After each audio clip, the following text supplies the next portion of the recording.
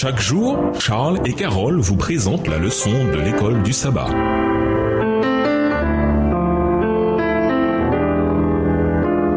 Bienvenue dans votre émission. Dieu nous parle. Nous voilà à la leçon de dimanche, la révélation divine de la Bible. Lisons 2 Pierre 1, les versets 19 à 21. De quelle manière Pierre exprime-t-il sa conviction concernant l'origine du message prophétique biblique? 2 Pierre 1, les versets 19 à 21. Et nous tenons pour d'autant plus certaine la parole prophétique à laquelle vous faites bien de prêter attention, comme à une lampe qui brille dans un lieu obscur, jusqu'à ce que le jour vienne apparaître et que l'étoile du matin se lève dans vos cœurs. Sachant tout d'abord vous-même qu'aucune prophétie de l'Écriture ne peut être un objet d'interprétation particulière, car ce n'est pas par une volonté d'homme qu'une prophétie a jamais été apportée, mais c'est poussé par le Saint-Esprit que des hommes ont parlé de la part de Dieu. La Bible ne ressemble à aucun autre livre. D'après l'apôtre Pierre, les prophètes ont été animés par le Saint-Esprit de telle manière que le contenu de leur message venait de Dieu. Ils ne l'ont pas inventé. Plutôt que des fables habilement conçues, de Pierre 1, le verset 16, le message prophétique de la Bible est d'origine divine, et ainsi il est vrai et fiable. C'est porté par l'Esprit Saint que des humains ont parlé de la part de Dieu. De Pierre 1, le verset 21. Dieu était à l'œuvre dans le processus de révélation par lequel il a fait connaître sa volonté à des êtres humains choisis. La communication verbale directe entre Dieu et certains êtres humains est un fait incontestable des Écritures. C'est pourquoi la Bible a une autorité particulière, divine, et nous devons donc prendre en considération l'élément divin de notre interprétation des Écritures. Ayant notre Dieu saint comme auteur suprême, les livres bibliques sont qualifiés à juste titre de saintes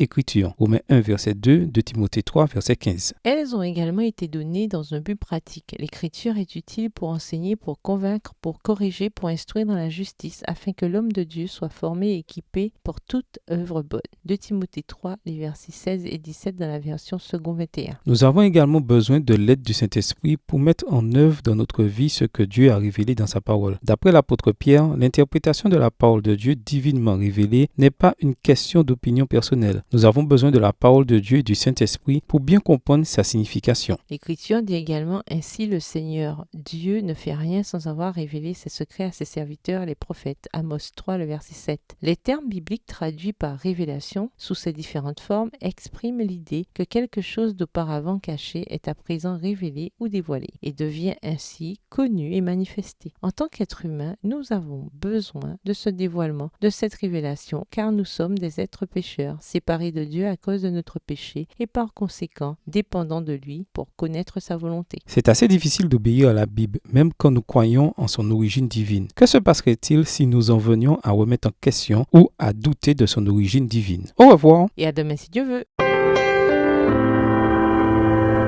Dieu nous parle. Chaque jour, Charles et Carole vous présentent la leçon de l'école du sabbat.